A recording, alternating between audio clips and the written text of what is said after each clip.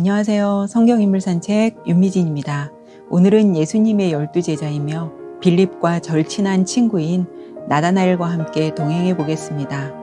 나다나엘은 갈릴리 가나 출신이며 그에 대한 이야기는 주로 요한복음에만 등장합니다. 그러나 공관복음에서 예수님의 제자들의 이름을 나열할 때는 나다나엘 대신 바돌로메로 나옵니다. 바돌로메에서 바라는 말은 누구누구의 아들이라는 의미로, 즉 돌로메의 아들이라는 뜻입니다. 나다나엘은 하나님의 아들이란 뜻으로 아마도 예수님께서 새로운 이름을 주셨던 것 같습니다. 나다나엘은 고향 가나를 떠나 갈릴리 바닷가에 와서 어부로 살면서 친구인 빌립과 구약의 말씀을 믿고 깊이 연구하며 메시아를 기다리고 갈망했던 사람입니다. 그런데 빌립에게 먼저 예수님이 찾아오셨고 빌립은 예수님을 믿었습니다. 그리고 바로 친구인 나다나엘에게 가서 모세가 율법에 기록하였고 여러 선지자가 기록한 그 일을 우리가 만났으니 요셉의 아들 나사렛 예수라고 전했습니다. 이 말을 전해 들은 나다나엘은 나사렛에서 무슨 선한 것이 날 수 있느냐며 반문합니다. 왜 나다나엘이 빌립에게 이런 반문을 했을까요? 그것은 그들이 읽은 구약성경 미가서 5장 2절 말씀에 따르면 메시아는 베들레헴에서 나와야 한다고 생각했기 때문입니다. 이 당시 나사렛은 너무 가난한 촌동네였고 갈릴리 사람들조차도 나사렛 사람들을 낮추어 보고 있었습니다. 이렇게 믿지 못하는 나다나엘에게 빌립은 장황한 설명을 하기보단 그냥 와서 보라는 짧은 말을 던집니다.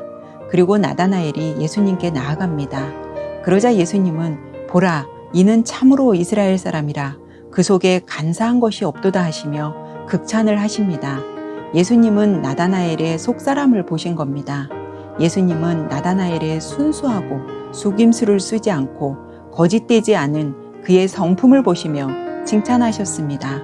여기서 참 이스라엘 사람은 메시아로 오실 예수님을 간절히 기다리는 사람을 말하는 것입니다. 처음 보는 사람에게 그런 칭찬을 들은 나다나엘은 의아해하며 자기를 어떻게 하냐고 묻습니다. 예수님은 빌립이 너를 부르기 전에 네가 무화과 나무 아래에 있을 때 보았다고 하십니다.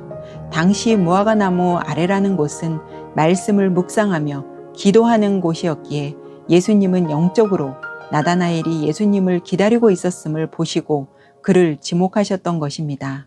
나다나엘은 즉시 랍비여, 당신은 하나님의 아들이시오, 당신은 이스라엘의 임금이로소이다라고 주님께 고백합니다. 예수님은 나다나엘에게 후에 더 큰 일을 보리라라고 말씀하시며 하늘이 열리고 하나님의 사자들이 인자 위에 오르락 내리락 하는 것을 볼 거라고 하셨습니다. 예수님이 십자가에서 죽으시고 부활하시고 승천하신 후 사도들과 많은 사람들이 마가의 다락방에 모여 기도할 때 예수님의 말씀처럼 하늘문이 열리고 그리스도의 영이 강하게 강림하시어 천군 천사들이 오르락 내리락 하는 것을 오순절 성령 강림절에 체험하게 되었던 것입니다.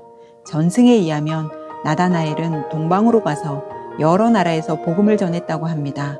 그러나 그의 최후는 아라비아와 아르메니아에서 복음을 전하다가 산채로 칼에 살가죽이 벗겨진 상태로 십자가에 달려 순교했다고 합니다. 여러분, 오늘 하루는 어떠셨나요? 나다나엘은 자신의 영과 혼과 육을 샅샅이 꿰뚫어 알고 계시는 예수님을 체험하는 순간 그가 세상적으로 가지고 있던 편견이나 자신의 모든 생각들을 다 버렸습니다. 나다나엘이 예수님께 참 이스라엘 사람이라는 칭찬을 들을 수 있었던 것은 그가 예수님을 기다리는 사람이었기 때문입니다. 21세기를 살아가는 지금의 우리는 무엇을 학수고대하며 살아가고 있을까요?